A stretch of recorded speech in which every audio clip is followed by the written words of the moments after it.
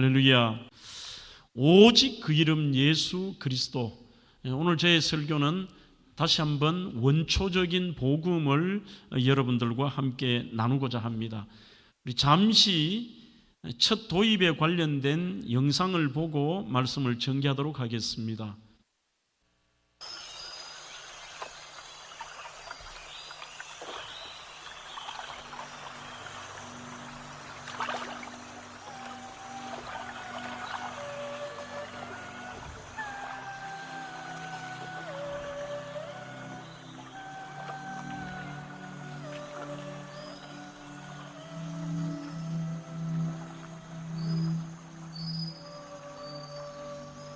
So, Your Holiness, now your priests are dead, and I am left alive. But in truth it is I who am dead, and they who live. For as always, Your Holiness, the spirit of the dead will survive in the memory of the living.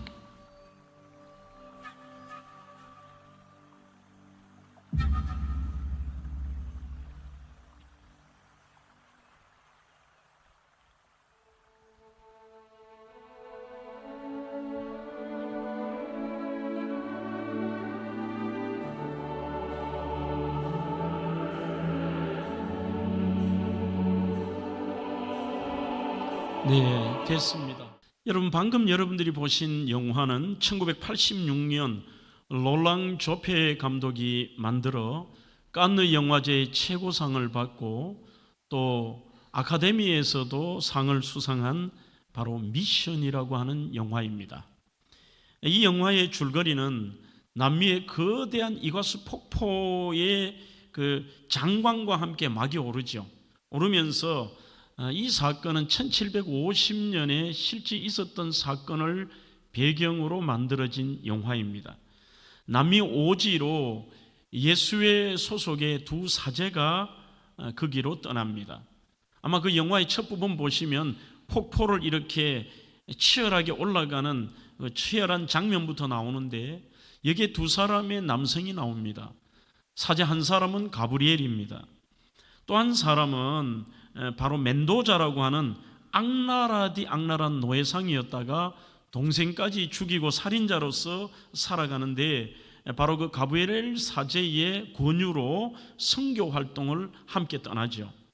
그들은 폭포 꼭대기에 사는 원주민 과라니족 마을에 들어가서 복음을 전하고 교회를 세우고 그들과 소통을 하기 시작합니다.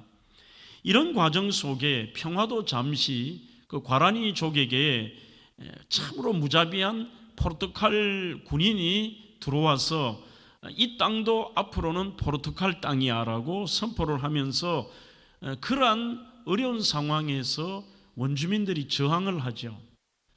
이때 두 사람 가브리엘과 멘도자가 한 사제 가브리엘은 절대로 우리가 그들과 폭력으로 대항하거나 저항을 해서는 안 됩니다. 비폭력적인 것을 추구를 합니다. 하지만 살인자로 그곳에 함께 왔던 멘도자는 아니라고 우리가 저들을 죽여서라도 이곳을 지켜야 된다며 무력 저항을 요구를 합니다. 결론은 이 영화가 어떻게 될까요? 두 사람 다 죽습니다. 죽고 이 영화의 가장 인상적이었던 것이 그 비극적인 마지막 장면이 둘 다 죽고 마무리가 되면서 자막으로 보여준 성경의 말씀입니다.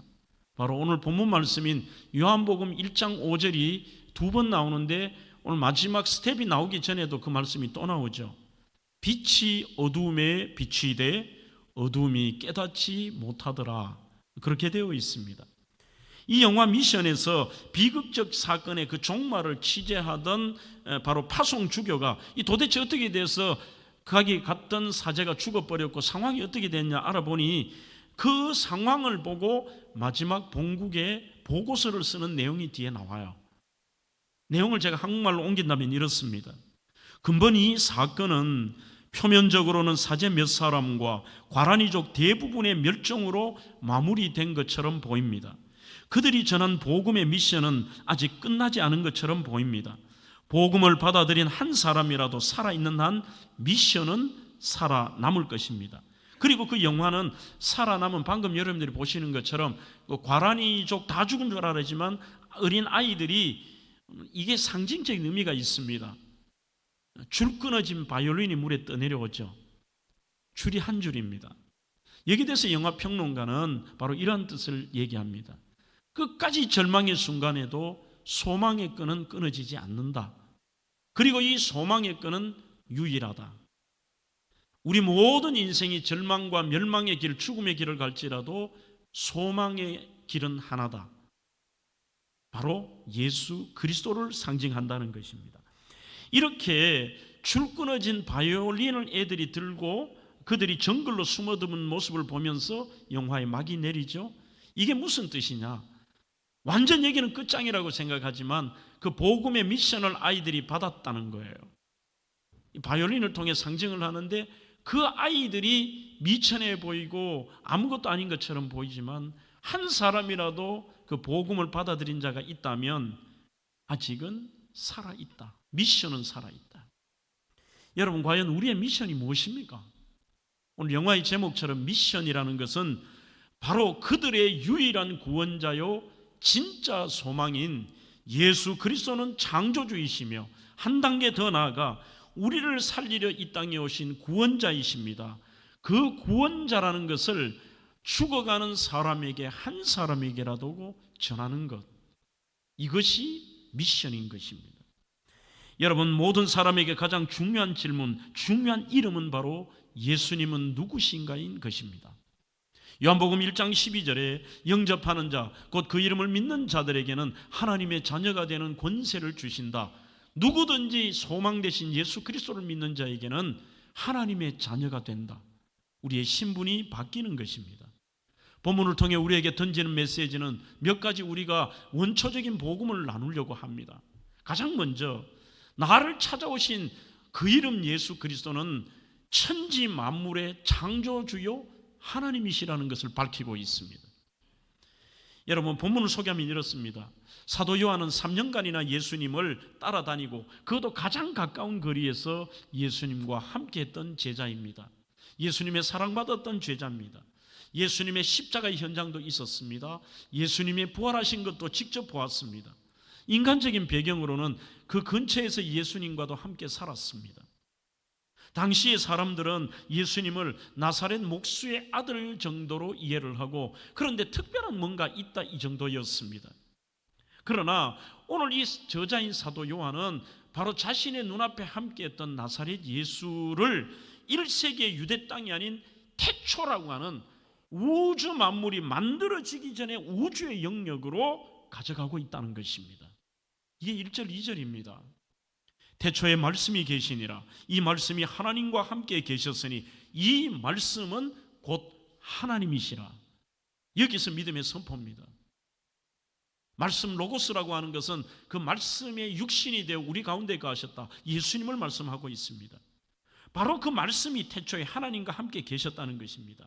한마디로 요한은 자기와 함께하고 앞에 보잘것없는 이 예수님이 이 땅에 오신 하나님이실 뿐만이 아니라 이분은 지금 이 시대에 처음 나타나신 하나님의 아들이 아니라 태초에 천지가 창조하기 전부터 이 천지 만물을 만드신 하나님이셨다고 하는 것을 공포하고 있습니다.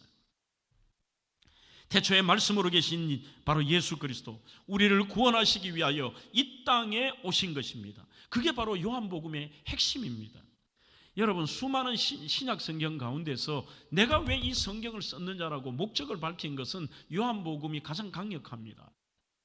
요한복음 20장 31절에 오직 이것을 내가 기록하면 너희로 예수님께서 하나님의 아들 그리스도이심을 믿게 하려 함이요 또 너희로 믿고 그 이름을 힘입어, 오늘 본문에도 나옵니다만 그 단어가 생명을 얻게 하려 하심이라. 그 생명이라는 단어가 성경에는 두 가지 의미입니다만 조에라는 단어가 어떤 의미에서 우리가 생각하는 단순한 살아있는 생명이 아니라 영원한 생명을 뜻하는 것입니다. 즉 요한복음을 쓴 목적이 뭐냐? 너희들 눈으로 보고 너희들이 아는 이 나사렛 예수가 바로 이 땅에 오신 천지 만물까지 창조하신 하나님이셔. 하나님의 아들이고 또한 너희들이 그 예수를 믿기만 하면 너희들에게 영원한 생명이 있다는 것을 전하는 것. 그 미션 때문에 요한복음을 썼다는 것입니다. 그러나 미션을 전해도 수많은 사람들은 방금 미션의 영화에서 나온 것처럼 5절의 말씀, 빛이 어두움에 빛이 돼 깨닫지 못합니다. 사람들은 자기가 사는 것인데도 받아들이지를 않습니다. 곰팡이가 핀 그늘진 곳에서도 햇빛만 비추면 그 세균들이 죽고 거기에서 꽃이 핍니다. 생명이 자라납니다.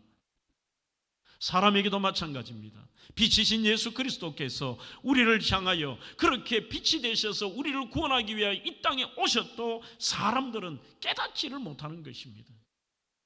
나를 구원하신 예수 그리스도, 로마서 1장 28절에 저희가 마음에 하나님 두기를 싫어한다는 겁니다. 그게 사람들의 악한 본성입니다. 사람들은 선한 것을 잘 받아들이지 않습니다. 오히려 진리를 받아들이지 않는데 희한하게도 나쁜 것, 문제 있는 것, 그리고 유언비어, 거짓, 악한 것은 얼마나 빨리 받아들인지 몰라요. 여러분들이 아이들을 유치원에 보내보시면 그 선하디 선하고 착한 아이들이요, 착한 행실도 본받아 오지만 나쁜 말과 나쁜 행동은 얼마나 빨리 배우는지 모릅니다. 그게 더 익숙해요. 그게 더 매력적이에요. 진짜는 귀에 들어오지 않습니다. 오늘 사람들은 천국을 가지 못해봤고 하나님을 보지 못했기 때문에 믿지 않는다고 얘기하지만 반대로요. 아니, 보지 못하고 믿지 못하지만 그 무서운 게 사실이라면요, 믿는 쪽을 붙잡아야 되지만 사람들은 자기가 멸망해도 믿지 않는 쪽을 붙듭니다. 어두움에 빛이 비추어도 그 빛을 거부하는 것입니다. 마태복음 16장 16절, 예수님은 모든 만물의 창조주인데 여기에서 가이사랴 빌립보라고 하는 곳에서 그 처절한 상황과 주변의 환경과 우상이 있는 것에 예수님이 묻습니다. 사람들이 나를 보고 뭐라고 하더냐? 선지자라고 하던데요. 예수님 보고 선생님 중에 한 분이라고 얘기합니다. 세례 요한과 비슷하다고 합니다. 아니, 그런 사람들이 받아들이는 것 말고 너희들은 나를 누구라고 하느냐? 그때 이렇게 베드로가 고백합니다. 주는 그리스도시요 살아계신 하나님의 아들이십니다. 여기서 주는 말하는 여기가 아도나이라는 단어를 씁니다. 아도나이라고 하는 말은 하나님이라는 뜻입니다. 자기 눈에 초라하게 먼지에 뒤덮어 쓰고 나사렛 목수의 아들, 사람들이 그렇게 보는 그 초라한 예수님을 우주 만물을 만드신 그 하나님으로 고백한 거예요. 그래서 예수님께서 바요나 시몬아 너가 복이 있다고 말씀합니다.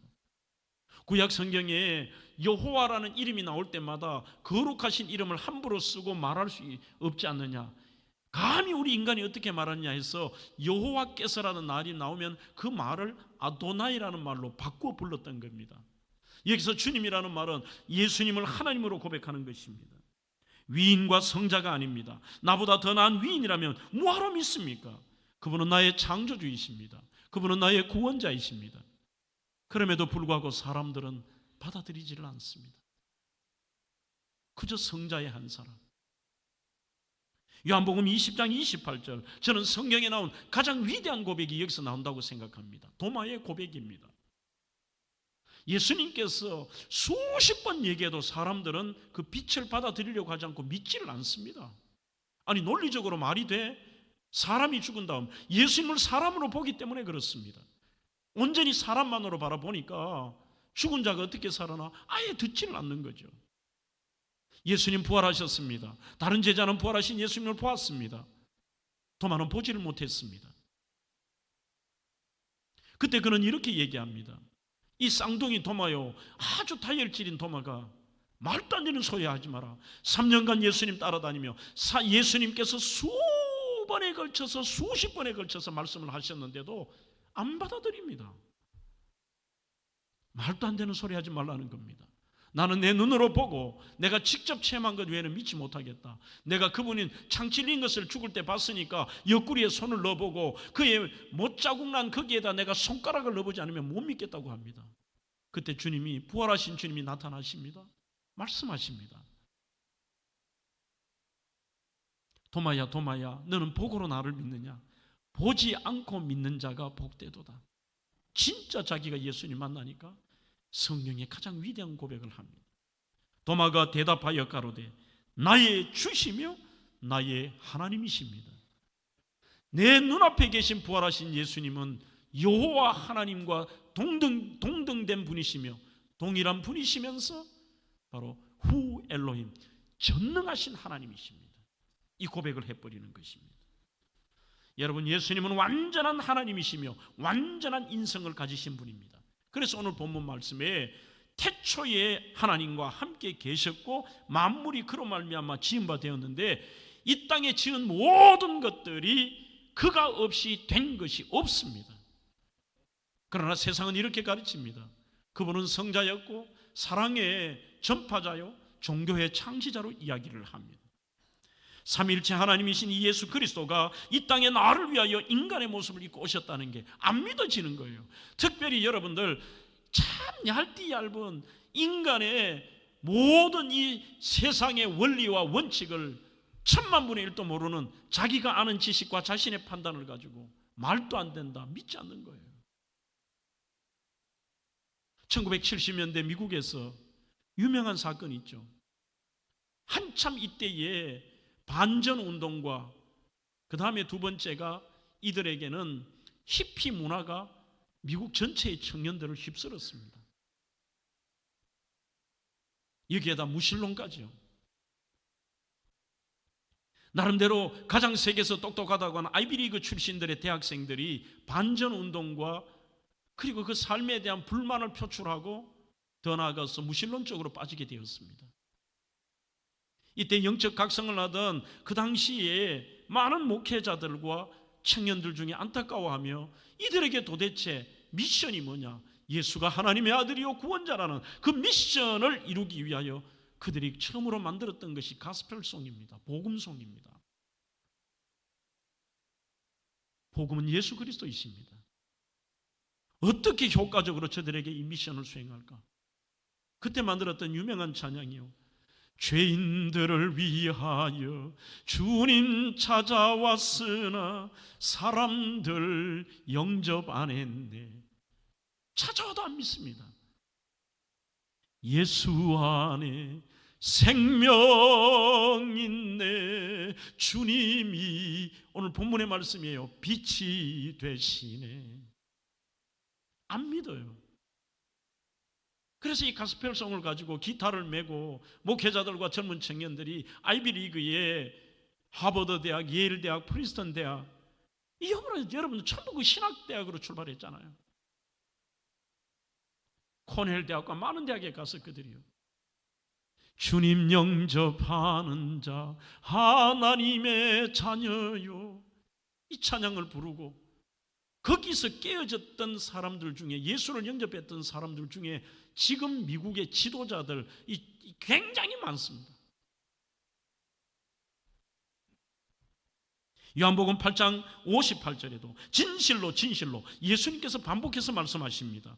너희에게 이르노니 아브라함이 나기 전부터 내가 있었다고 말씀합니다. 당시 사람들의 머리로 이해 안 됩니다. 저 사람 요셉의 아들 아니냐, 마리아의 아들 아니냐, 나사렛의 그 목수 출신인데 지가 우리의 조상인 아브라함보다 먼저 있었다고? 아무리 자기 머리로 생각해도 이해가 안 되는 것입니다. 심지어 주님은 요한복음 10장 30절에서 나와 아버지는 하나라고 말씀하셨습니다. 그럴 때부터 바리새인들이 신성 모독자라고 해서 예수님을 죽이고자 모의를 꾸미게 된 것입니다. 빛이 어둠에 비춰도 그 어둠들은 깨닫지 못합니다. 사람들은 아무리 얘기를 해도 예수님이 하나님이라는 것을 그들은 받아들이려고 하지 않습니다. 죄인들을 위하여 빛이 찾아와도 영접 안 합니다. 거부하는 것이죠. 그저 예수님에 대해서, 인간 예수에 대한 생각을 버리지를 못합니다. 이 유머지만, 유치한 유머지만요, 그 수준을 벗어나지 못해요. 그냥 종교의 창시 중에 하나고, 믿는 사람 아니라는 면은 전부 그렇게 대답하잖아요. 중학생에게 물어봤대요. 교회 다니는 중학생인데도 부장 집사님이 얘야, 예수님과 부처님의 차이가 뭐지 물어봤습니다. 그러자 얘가 한참 고민하면서 이렇게 대답하더래요. 그것은 헤어스타일의 차이가 아니겠습니까? 그러더래요. 아무리 생각해도요.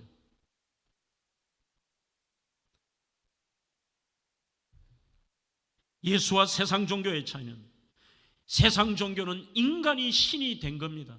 될 수 없지만 자기가 신처럼 얘기를 합니다. 부처는 한 번도 자기가 신이라고 한 적이 없습니다. 사람들이 그를 빌면서 신으로 만들어버립니다. 마호메트가 신이라고 말한 적이 있습니까? 신의 계시자라고 해도 그들은 마호메트를 신으로 인정합니다. 그러나 하나님께서, 예수님은 하나님이신데 인간의 몸을 입고 오셨습니다. 세상의 종교는 인간이 신을 찾아갑니다. 그러나 하나님은, 살아계신 하나님께서 인간을 찾아오셨습니다. 그게 인카네이션, 성육신입니다. 세상의 모든 종교는 죽음이고 유한합니다. 그들의 창시자들도 다 무덤을 남기고 뼈를 남겼습니다.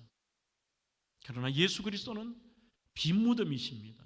생명이고 유한하신 분이 아니라 영원하시며 우리에게 영원을 주십니다. 세상의 모든 신들은 사람입니다. 그러나 예수님은 완전한 사람이시면서 이 땅에 오셨으니까요, 완전한 창조주 하나님이십니다.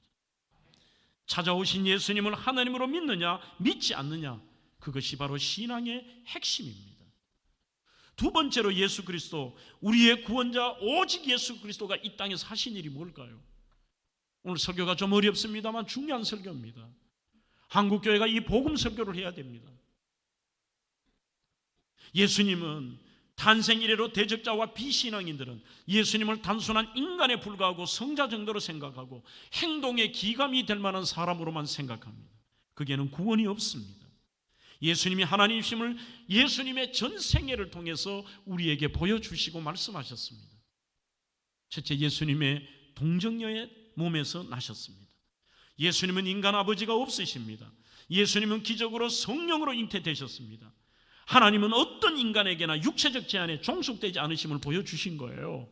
우리 예수님은 부정모혈로 태어난 분이 아닙니다. 그렇게 태어났다면 인간일 뿐입니다. 성령으로 잉태되셨습니다.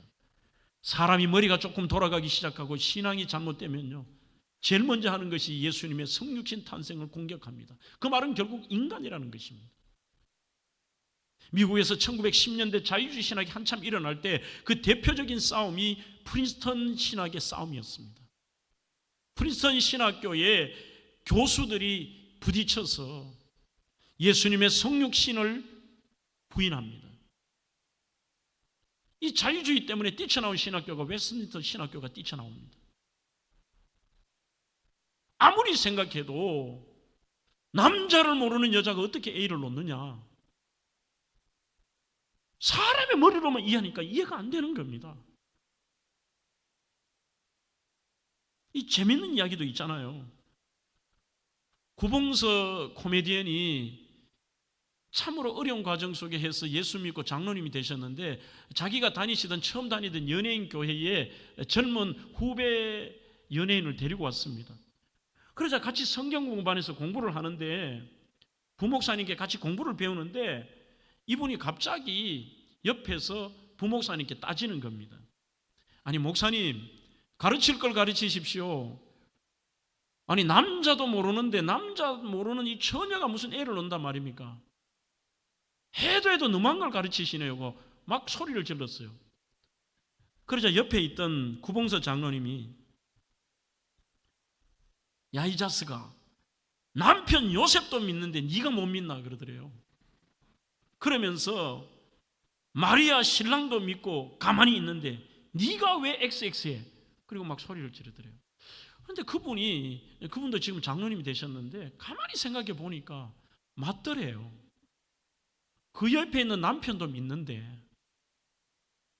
남편은 정확하게 압니다. 어찌 보면 세상의 지식의 범주 안에 머무르는 분이 제일 불쌍한 분입니다. 거기에 사로잡혀 그것이 전부인 줄 알고 자기가 아는 철학과 논리와 지혜와 능력이 전부인 줄 압니다. 또 그 세계와 자기가 판단하는 게 모든 게 맞다고 생각합니다. 빛이 있어도 그 빛을 받아들이지를 않습니다. 예수님은 또한 죄가 없으신 분입니다.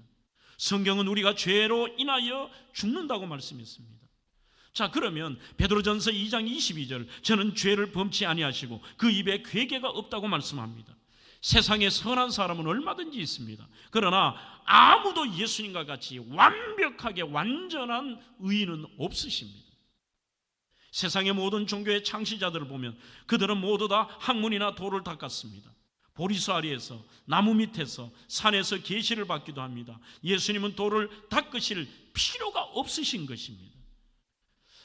최홍준의 복음전도라는 책에서 제가 아주 재밌는 문구를 하나 보았는데, 혼자 읽으면서 웃으면서 맞다 이런 표현입니다. 예수님은 도를 닦지 않으십니다.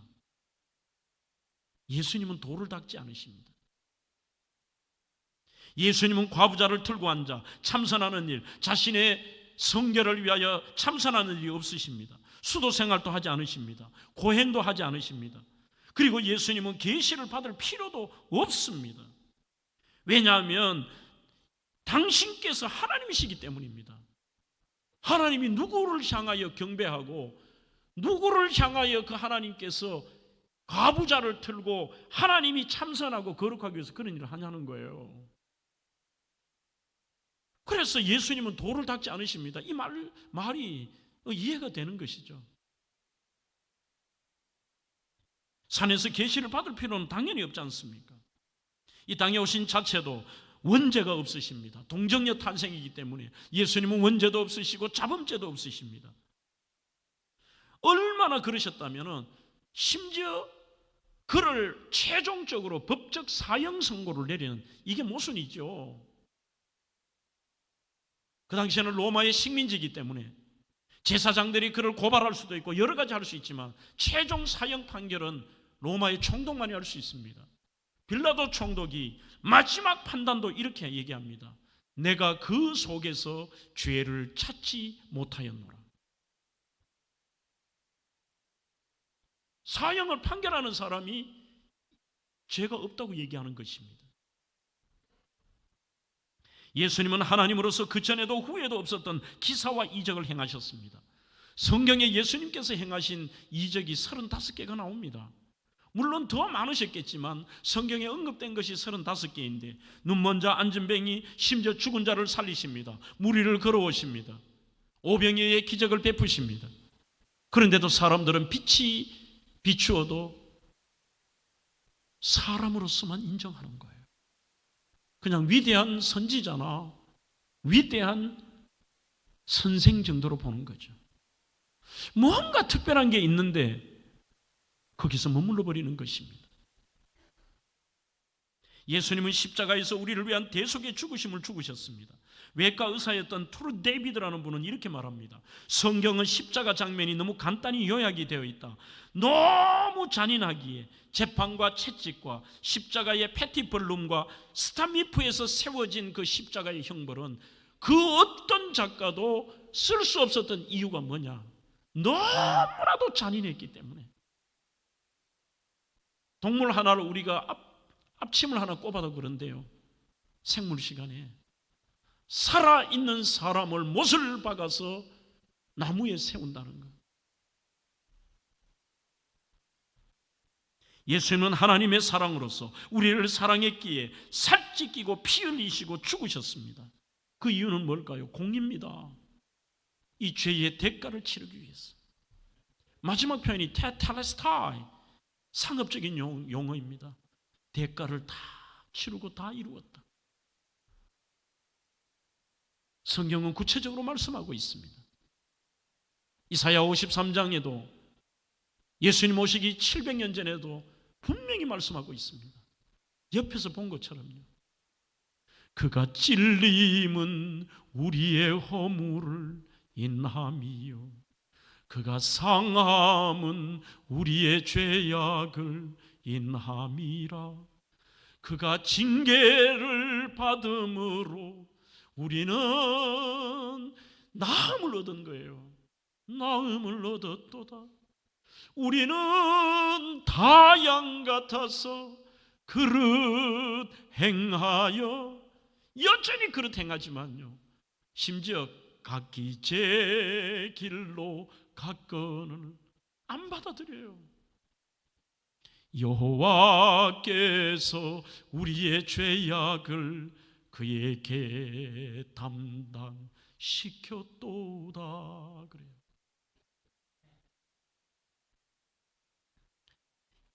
심지어 예수님을 십자가에 못 박는 사형 집행관이었던 백부장도 마지막 고백이 뭡니까? 이 사람은 정녕 하나님의 아들이었도다. 피 흘려 비참하게 잔인하게 죽어가고 죽은 저분을 바라보며 마지막 고백이 저분이 하나님이시다. 예수님의 고난과 십자가는 놀라운 상징입니다. 회교는 초승달을 상징합니다. 불교는 연꽃을 상징하고 있습니다. 유대교는 다윗의 별입니다. 유독 기독교만큼은 사형도구 십자가를 목에 걸고 집에 걸고 그렇지 않습니까? 우리는 예수님의 형상을 만들어 그렇게 하지 않습니다. 우리는 예수님을 볼 수 없습니다. 그러나 나를 사랑하사 자기 몸을 버리신 하나님의 아들을 믿는 그 믿음 안에 사는데, 우리를 위하여 살찌끼고 피 흘리신 예수님의 대속의 죽으심을 우리가 상징하는 그 십자가를 볼 때 예수님을 묵상하고 감사하고 바라보는 것입니다. 그 상징이에요. 하지만 최근 영국에서는 십자가 목걸이를 하면은 퇴장시킨다고 합니다. 영국 이대로 가면 망합니다. 미국 교회 중에 몇몇 교단은 부활주의를 굉장히 크게 지키지만 고난주간을 폐지하자고 그렇게 말하고 실제 시행을 합니다. 자꾸 사람들에게 고난 이런 얘기 하지 마라. 망하는 길을 가르칩니다. 십자가가 멀어지고 신앙의 핵심이 아니면 영원한 것보다 일시적인 것에 사람들이 전부 마음을 뺏기는 거예요.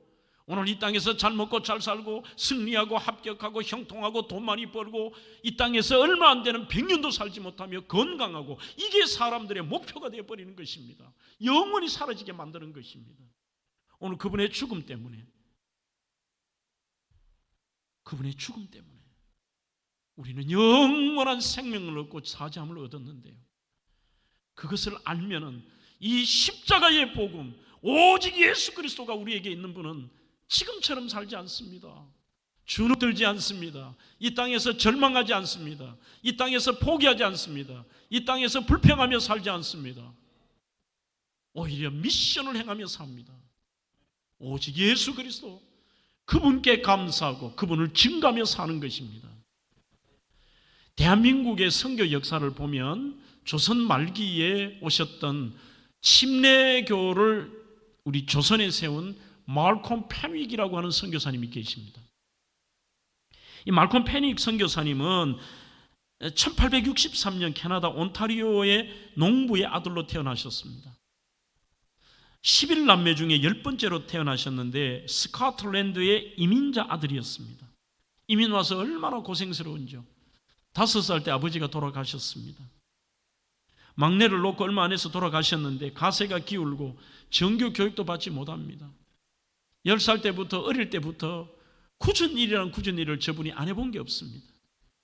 농장 일도 하고 법률 사무소에 허드렛 일도 하고 상점 점업도 하고 그런 치열한 10대를 보내고 20대 열심히 살았습니다. 드디어 26살 때에, 지금은 아무것도 아닌 것처럼 보이지만 당시에는 중형 기업에 속합니다. 큰 기업인데 직원을 40명이나 둔 철물 대형 사업가가 됩니다. 어마어마한 돈을 벌었습니다. 어머니의 신앙의 영향과 기도가 있었습니다. 하지만 세상에 돈 버는 것에 혈안이 되어 있었습니다. 세상의 쾌락이 그에게는 목적처럼 보였습니다. 형식적으로 교회만을 나갔습니다. 그랬던 그가 청년 시절 길가에서 극적 회심을 하는데 바울이 다마스커스 도상에서 예수님의 음성을 들은 것처럼 너는 자격 없지만 나는 있다. 너를 살리기 위해 내가 죽었노라라는 분명한 음성을 반복적으로 듣습니다. 이 주님의 음성을 듣고 생을 나는 미션, 복음 전파, 예수를 위해 바치기로 결단합니다. 그래서 그 결단 중에 전 세계에 나가서 내가 이 미션을 행하고 싶은데, 예수를 알리고 싶은데, 그 당시에 전 세계에서 제일 미개하고 모르는 나라가 어디냐 찾아보니까 조선이더래요.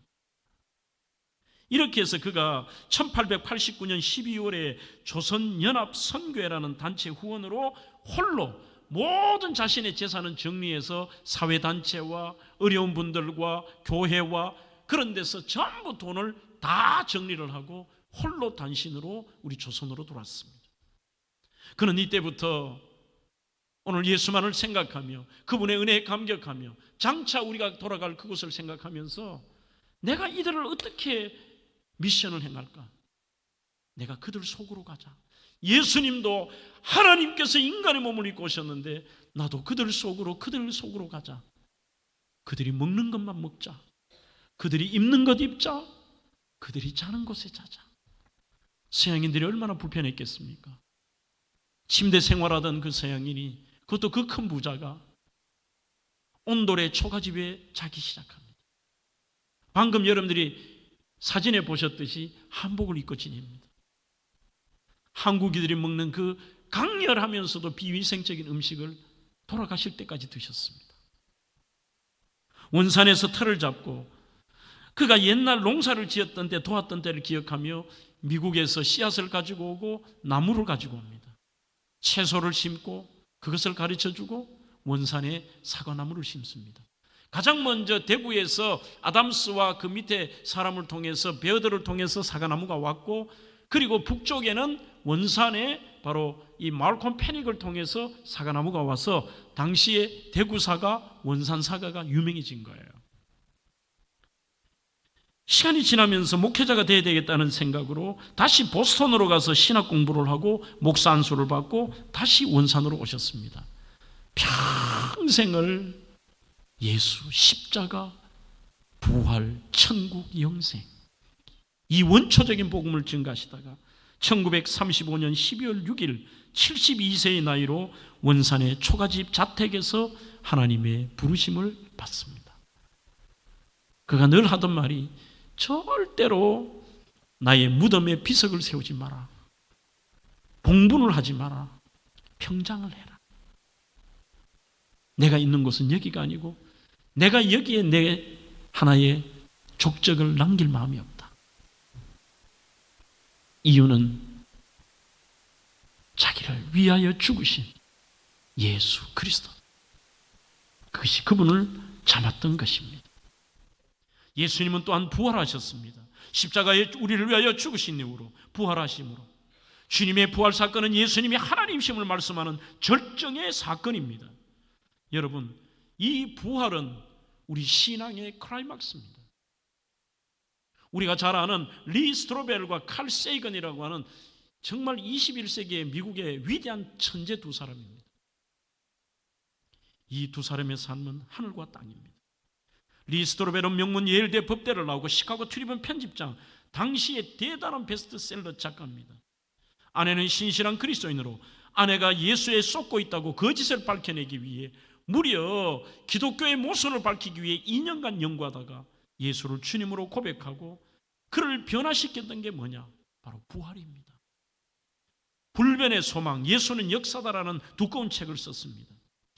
예수님의 11 제자들도 우리 예수님이 부활 후 극단적으로 변했습니다.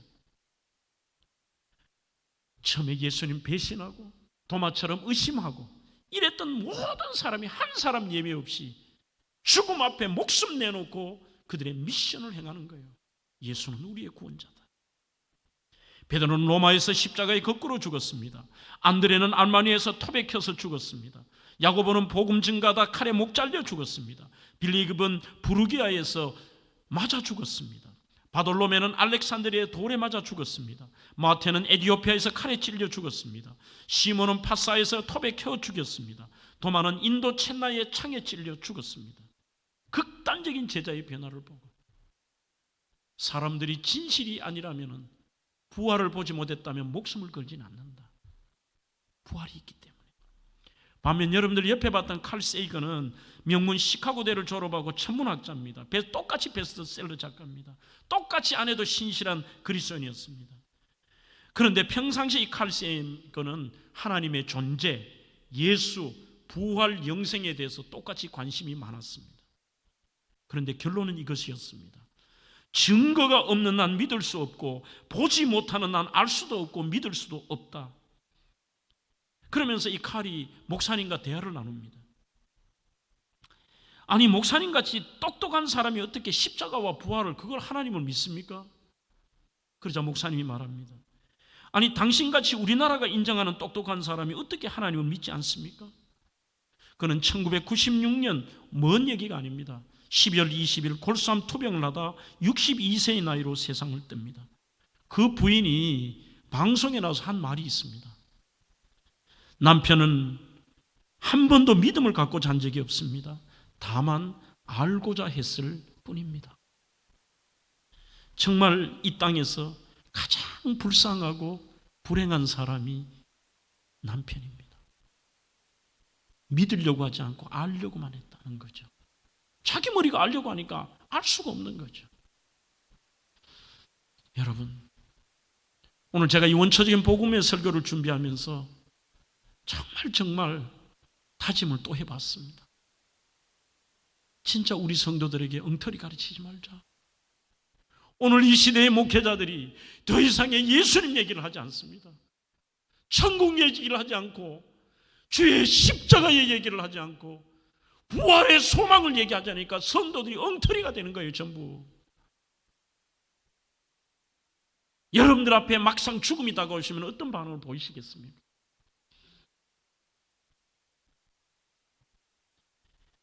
목회자의 목회자라고 하는 유진 피터슨은 일상 부활을 살다라고 하는 말은, 우리는 부활은 나중에 맞는 게 아니라 지금 일상 속에 우리는 부활을 살아야 됩니다. 그 소망으로 살고. 자기 아버지 얘기를 이 책에서 해요. 우리가 과연 이 고백을 할 수 있느냐? 아버지가 온몸의 고통과 질병 속에 마지막 시간을 보내고 있는데 드디어 아버지가 몇 달도 아니라 이제 하루 이틀 안에 곧 돌아가셔서 호스피스 병동으로 들어가셨어요. 한 주가 됐든 얼마가 됐든. 아들이 가서 아버지와 이런저런 유진 피터슨이 얘기를 하는데, 우리 대한민국 같으면 욕먹을 일이에요. 아버지에게 이렇게 물어봐요. 아버지, 죽음이 멀지 않았는데 기분이 어떠세요? 라고 물어봤어요.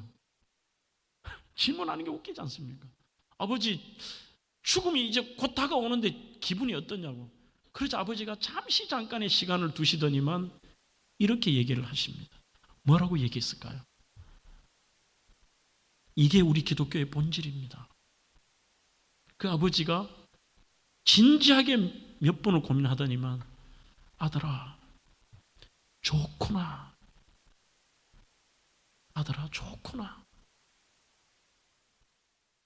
괴로움과 죄가 있는 이곳 벗어나 영원한 천국과 그 기쁨의 천국을 갈 생각에 좋구나. 우리의 몸은 다시 부활한다고 하는, 이게 초대교회 성도들의 가장 위대한 고백이에요. 그래서 예수를 위해, 이 미션을 위해 목숨을 걸 수 있는 겁니다. 죽어도 산다. 좋구나. 구원의 길은 오직 예수 그리스도 한 가지 길밖에 없습니다. 요한복음 3장 36절, 아들을 믿는 자에게는 영생이 있고 아들에게 순종하지 않은 자에게는 영생을 보지 못하고 도리어 하나님의 진노가 그 위에 머무른다고 했습니다. 오늘 여러분들에게 질문을 던지며 설교를 마무리합니다. 여러분, 도대체 미션이 무엇입니까? 여러분들에게 복음은 무엇입니까? 세 가지로 정리해 봅니다. 첫째, 복음은 그 이름 예수 그리스도 자신이십니다. 두 번째, 복음이란 주인이 바뀌고 장소가 바뀌는 것입니다. 우리의 주인이 사탄 마귀여서 이제는 하나님의 자녀로 주인이 바뀌었고, 지옥 불구덩이에 떨어질 우리가 영원한 하늘나라 백성이 되는 주인과 장소가 바뀌는 게 복음입니다. 마지막 세 번째, 그분이면 충분합니다. 이것이 복음입니다. 오직 그 이름 예수 그리스도.